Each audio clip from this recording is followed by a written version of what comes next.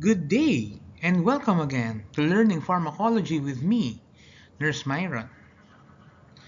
For today's learning activity, we will be discussing antiprotozoal drugs, in particular, the anti-malaria agents.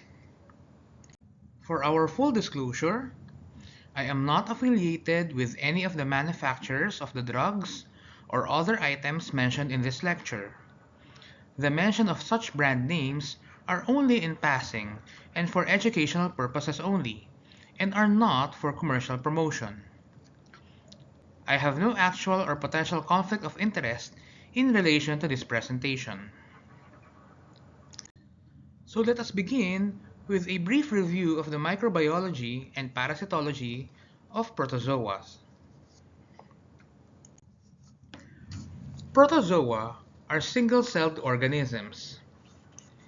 They thrive mostly in tropical climates, but can survive in crowded, unsanitary areas, even in urban areas worldwide. They have complex life cycles that often involve multiple stages within various hosts, with at least one phase as a human parasite. Protozoa infections significantly impact global health, particularly in tropical regions, including the Philippines.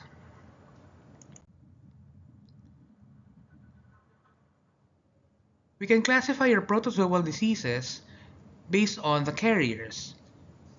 First, we have your protozoans carried by insects. For example, malaria, the disease known as bad air, is caused by your different Plasmodium species, mostly carried by your Anopheles and Culex mosquitoes. Another protozoan infection that is transmitted through insect bites is your Leishmaniasis, caused by the causative agent Leishmania donovani or Leishmania infantum and Leishmania chagassi. These protozoans are carried by sandflies or the Lutzomia.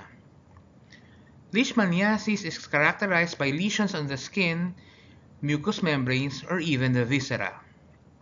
So in this photo, you can see on the left the Leishmaniasis species and the sandfly and the effect or the lesions of in this case I believe this is the lower portion of the leg near the foot.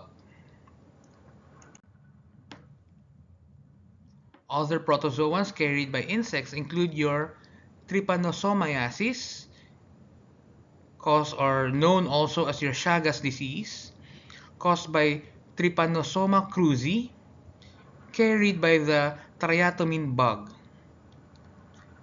This disease is characterized by cardiomyopathy. Another disease is known as your African sleeping sickness, caused by your Trypanosomiasis brucei gambiense. This protozoa is carried by the tsetse fly, which leads to lethargy and prolonged sleep. That is why it's called your sleeping sickness. The prolonged sleep eventually proves to be fatal to the patient. The other classification of protozoa diseases are those that can be transmitted through ingestion of food or contaminated items or direct contact. Perhaps the most popular among these is your amoebiasis, caused by the causative agent protozoa Entamoeba histolytica. This is an intestinal infection that causes severe diarrhea. Another one is your trichomoniasis, caused by your Trichomonas vaginalis, a sexually transmitted infection. This is transmitted through sexual intercourse, which can cause vaginal inflammation and discharge.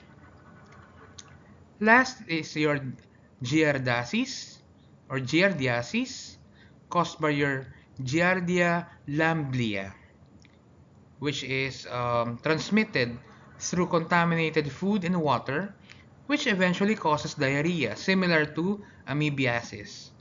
The severe diarrhea of giardiasis can lead to malnutrition and even death of the patient. So here are microscopic views of your E. histolytica, T. vaginalis, and your G. lamblia. Now let us focus on malaria because of the many different diseases that we have mentioned. This is one of the most important here in the Philippines and still is quite prevalent, although efforts have been made and successes have been gained by the Department of Health's program in combating malaria.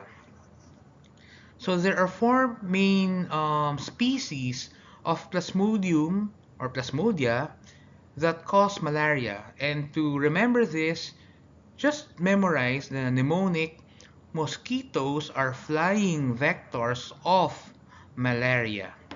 So MFVO stand for malariae, as in Plasmodium malariae, Plasmodium falciparum, Plasmodium vivax, and Plasmodium ovale. Okay, again, mosquitoes are flying vectors of malaria. Also take note that the vector, in this case the carrier of the Plasmodia species, is your Anopheles species mosquito and your Culex species mosquito. So very briefly, discussing the different species of Plasmodia, your falciparum is the most dangerous and causes severe malaria, while your vivax is seldom fatal and usually milder. Together with vivax, your Plasmodium malariae usually causes mild symptoms and is endemic in tropical regions, including the Philippines. And lastly, your Plasmodium ovale is quite rare and is actually, based on the World Health Organization, near eradication because of successful anti-malarial campaigns of the different countries all over the world. So here, we can see the common life cycle of your different Plasmodium species. Typically, it starts with the mosquito transmitting your sporozoites when it bites a host, for example, a human. These sporozoites travel through the blood to enter the liver cells. In the liver, the sporozoites reproduces asexually, producing more of its kind, known as your merozoites. Next, these merozoites infect red blood cells, primarily in the liver, where these develop into ring formations known as your trophozoites and schizonts. Next, the other merozoites develop into precursors of male and female gametes. This eventually enters the mosquito when it bites the infected human person. Gametocytes are taken up, they mature inside the body of the mosquito. Now, these male and female gametocytes fuse to form what you call your ookinete. Lastly, these ookinete develop into new sporozoites inside the mosquito that will eventually migrate out of the body when the mosquito bites another person, and the life cycle continues. So here in this graphic, I am presenting to you the prevalence of malaria here in the Philippines.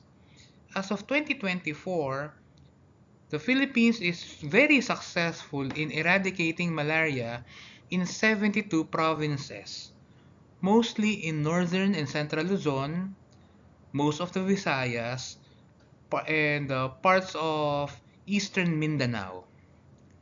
Presently, the most malaria-infested province remains to be Palawan, as you can see here in the map, colored red. There are 9 other provinces with 0 indigenous cases. So what do we mean by that? The local transmission, there is no local transmission in these 9 provinces, and the cases detected were probably or most likely from a different area. and were simply detected in that particular province. So these 9 provinces include, in Luzon, you have your Occidental Mindoro and Camarines Norte, and the rest are all in Mindanao. For example, Lanao del Sur, Cotabato, Sultan Kudarat, and the island provinces or the archipelagic provinces of Basilan, Sulu, and Tawi-Tawi.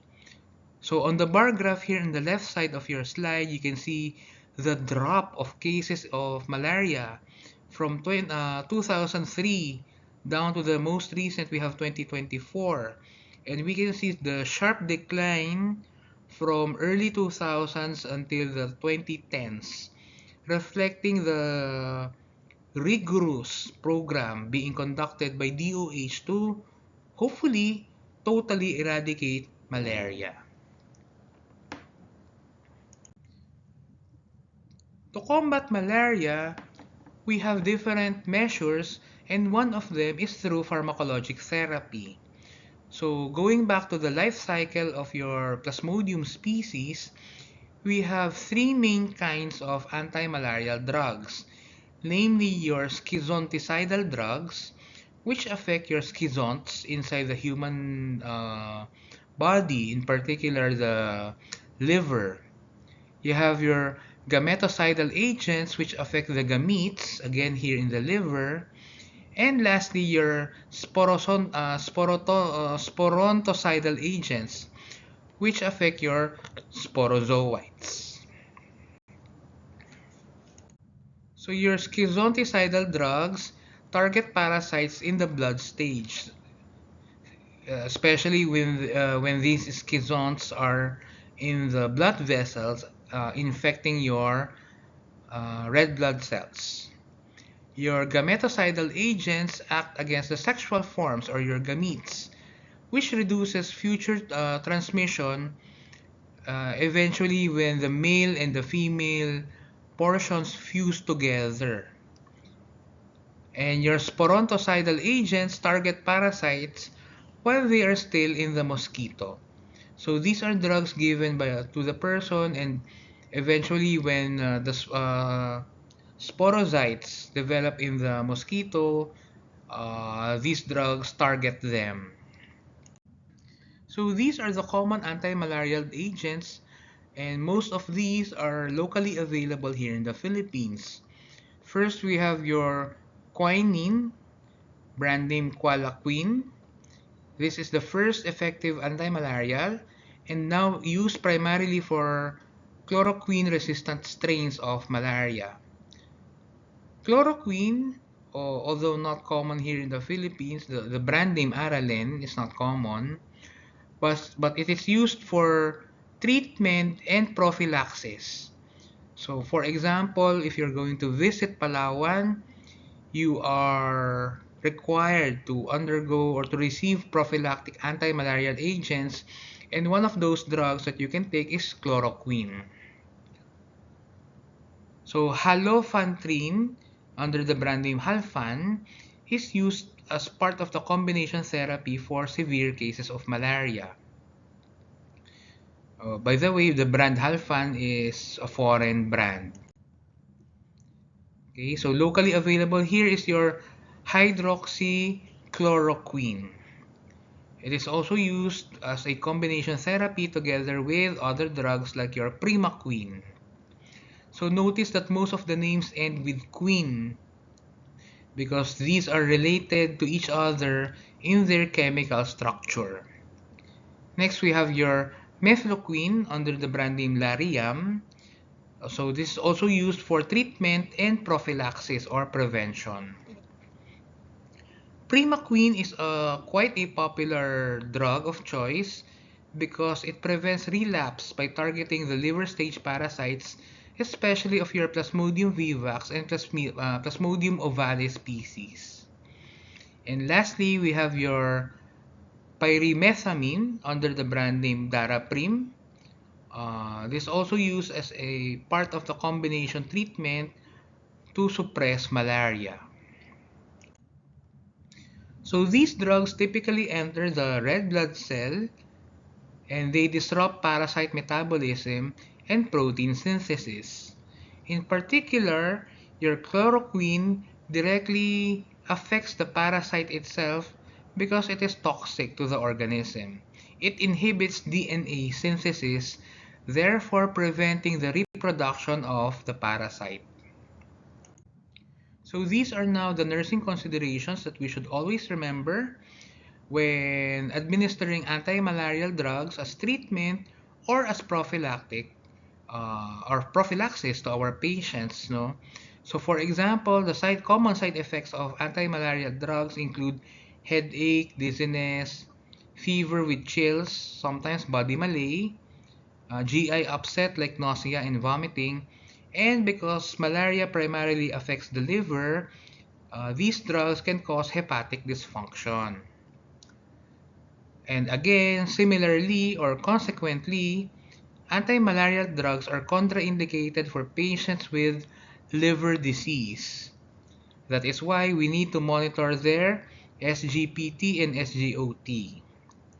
And consequently also, patients who have alcoholism and may have advanced liver damage are should not be given anti-malarial drugs.